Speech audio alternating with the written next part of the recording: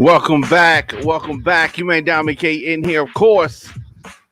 RadioFire.com, the DiamondKShow.com.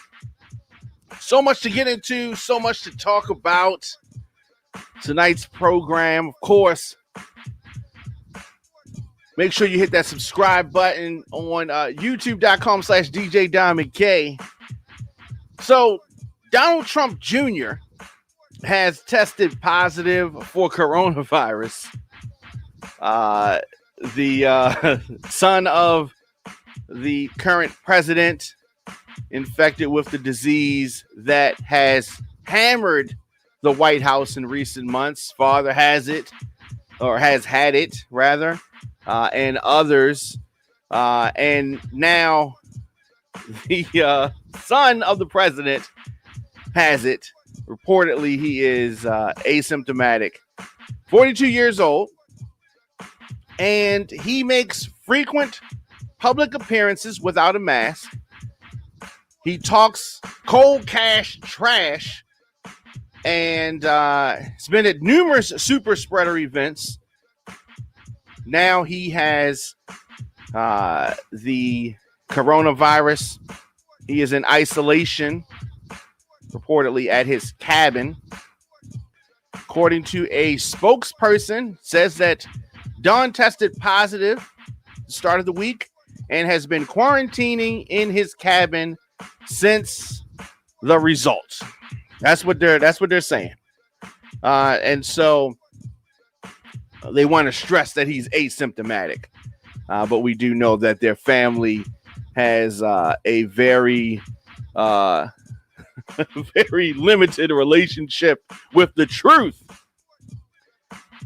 So a White House liaison, the son of Rudy Giuliani, Andrew Giuliani, who was at that fiasco of a press conference with his father yesterday, he also has the coronavirus. This pandemic has been spreading, killing more than 250,000 Americans, and continues to spread out of control. So Donald Trump Jr., the latest White House, latest frequent person in the White House. So Don Jr. and Andrew Giuliani, son of Rudy Giuliani, both coronavirus. Now, I want them to get well and all that kind of stuff. But this pandemic is out of control, and it's been out of control. You man, Diamond K, stay tuned.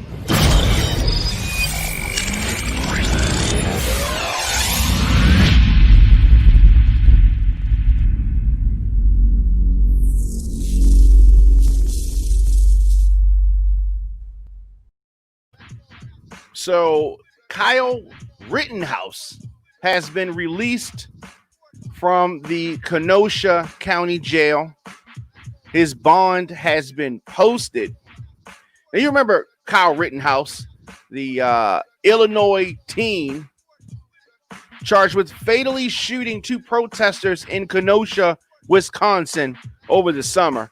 You remember during the unrest that happened? So he was in the Kenosha County Jail. Bond was posted at 2 p.m. today, according to the sheriff's office. They said that he is no longer in custody at Kenosha County Jail. So the prosecutors charged Rittenhouse, who is from Antioch, Illinois, with fatally shooting two men during a protest over a police shooting back in August. They also charged him with wounding a third man.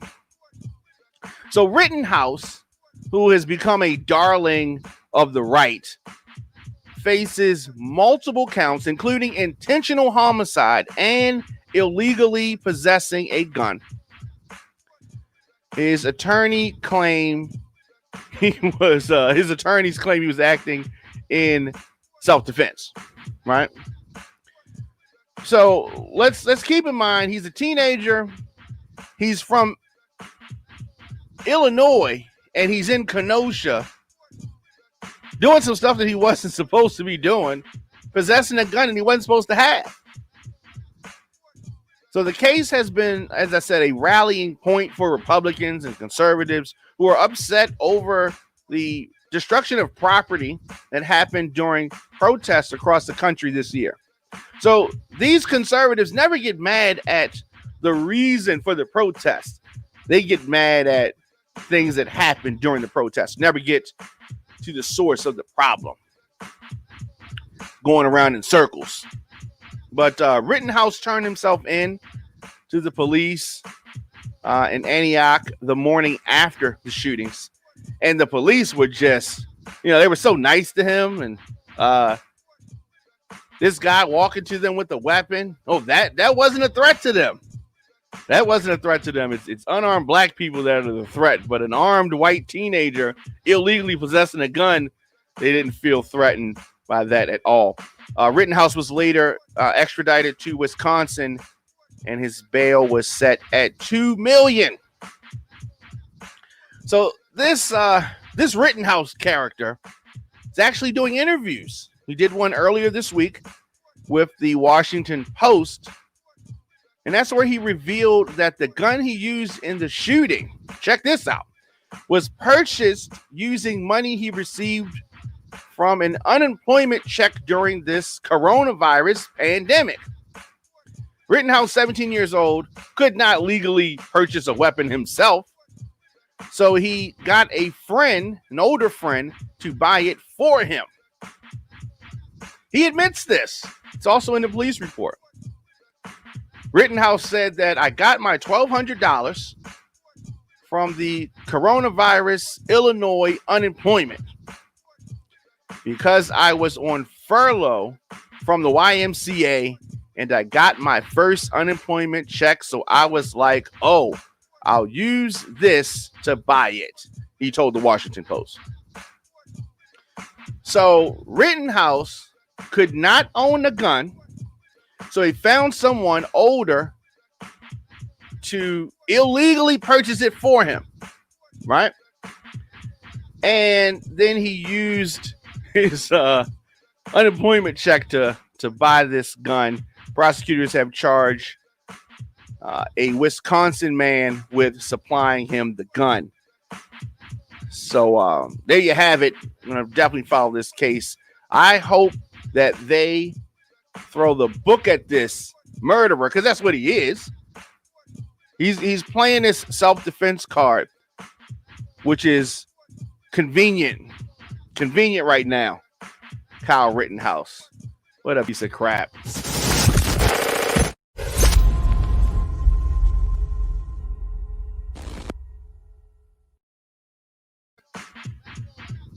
What's going on? It's your man Diamond K in here at the Diamond K Show at Radio on Fire. Subscribe to us on YouTube.com/DJ Diamond K. So Maryland breaks the record for single day confirmed coronavirus cases. 2,910.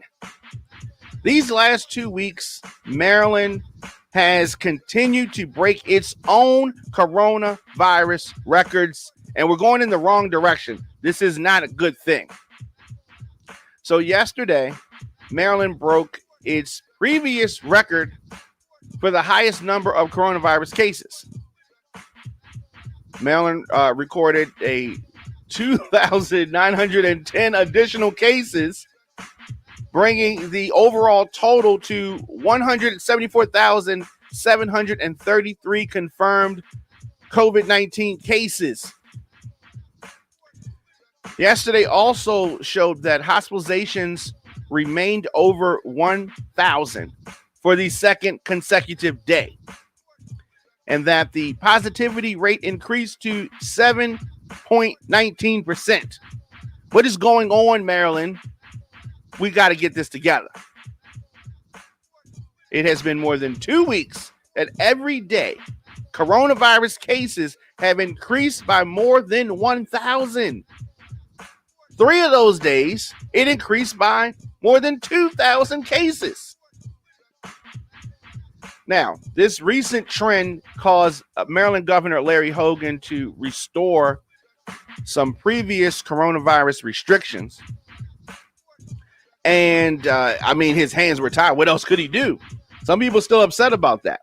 We have to get this under control, and that involves some discipline and mask wearing and separation. That's all. We got it down before we can do it again. Come on, Maryland. You know what it is.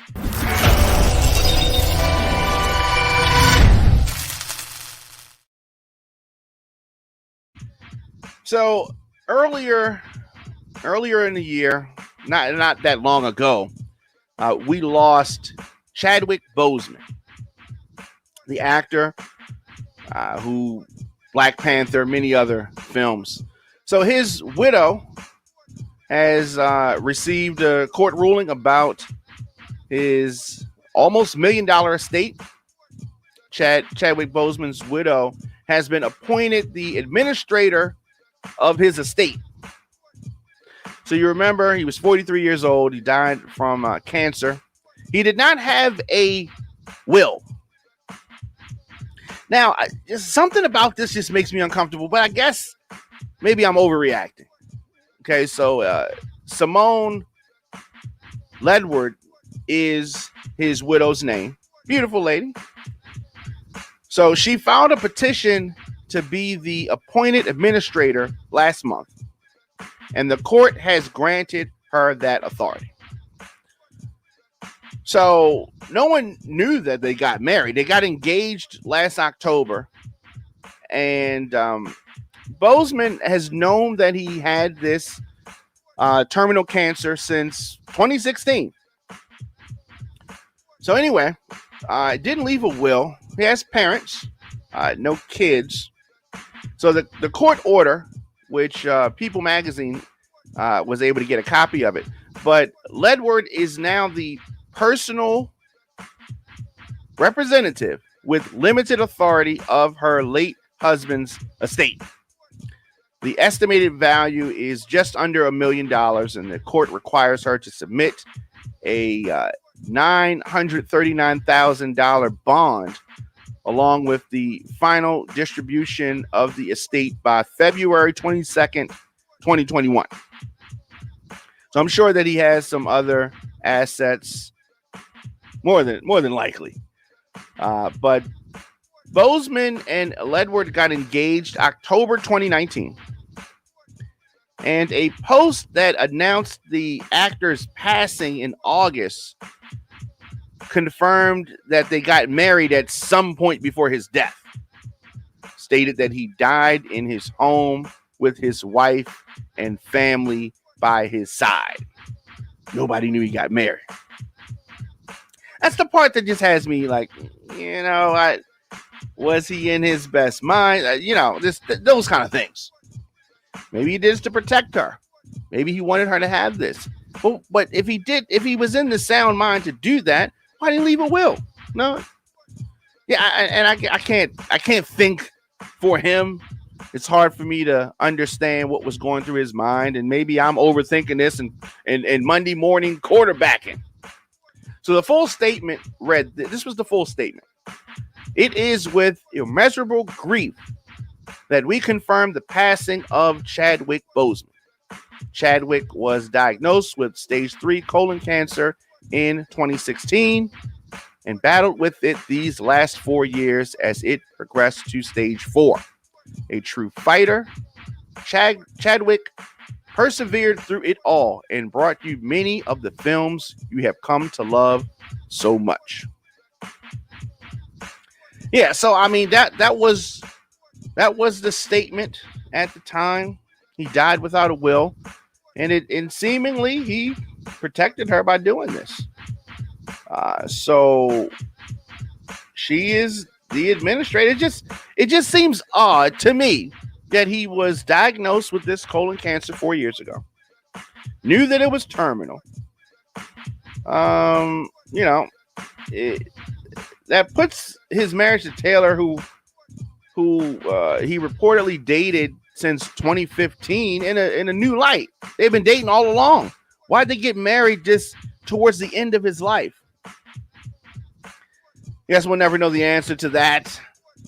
Just wanted to put that out there with all that's going on with regards to the Dr. Dre situation. It made me think about it. So Dr. Dre is threatening to call the wedding guests as witnesses in his nasty divorce battle. And we'll talk about it right after this.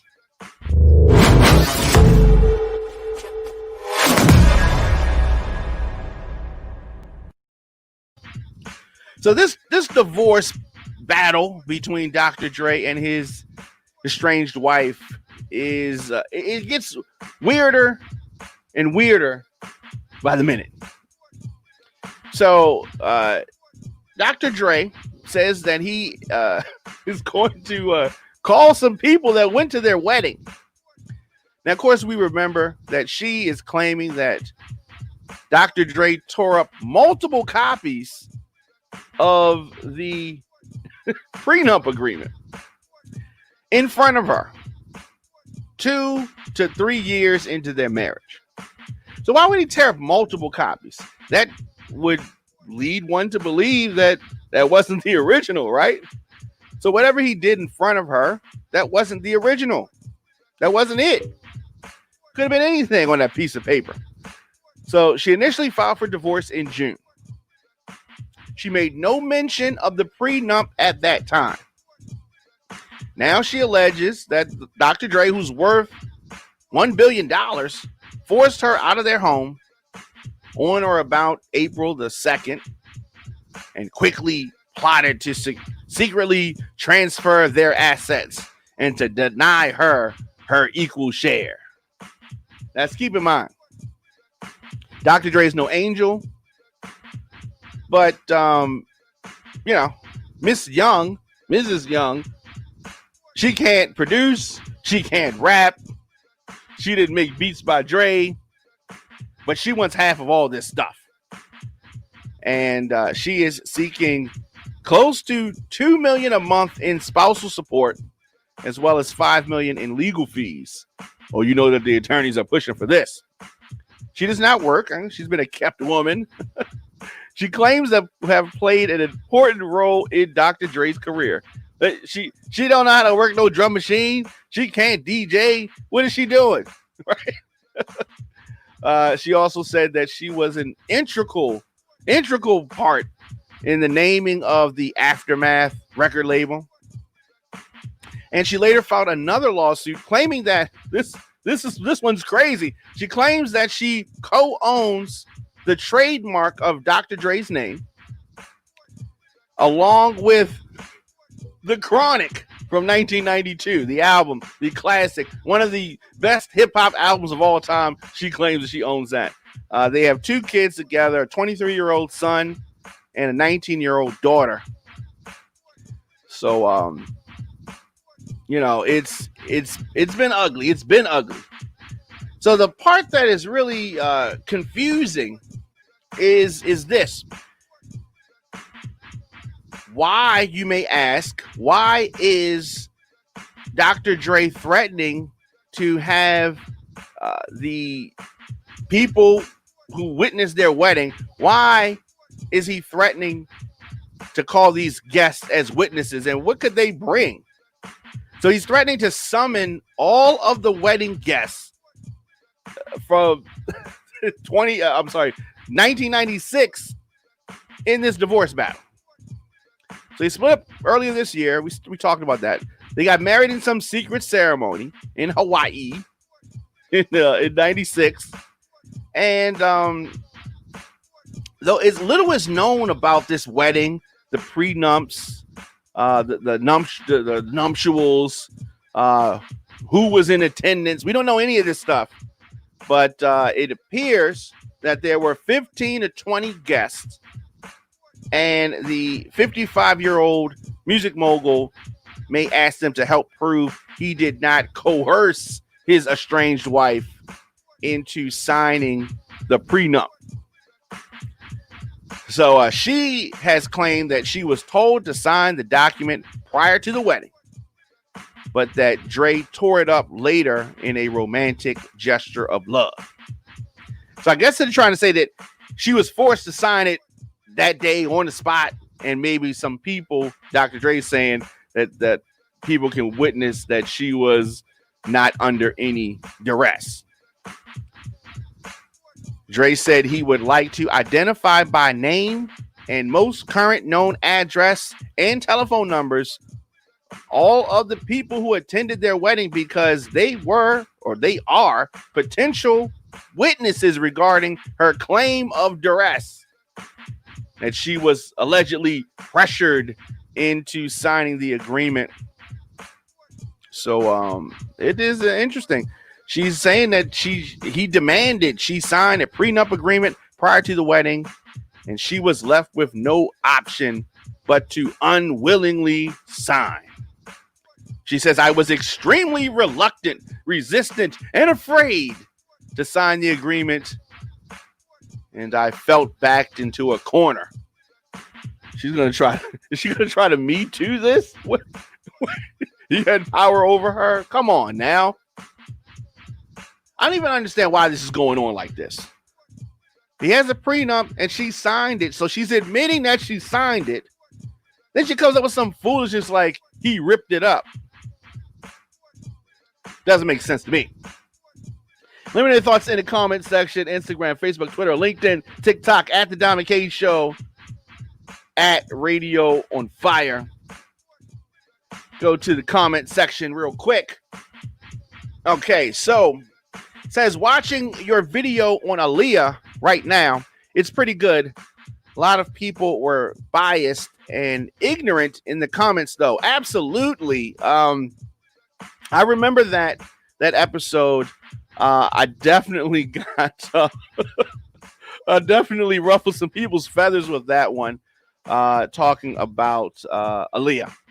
And I stand by what I said.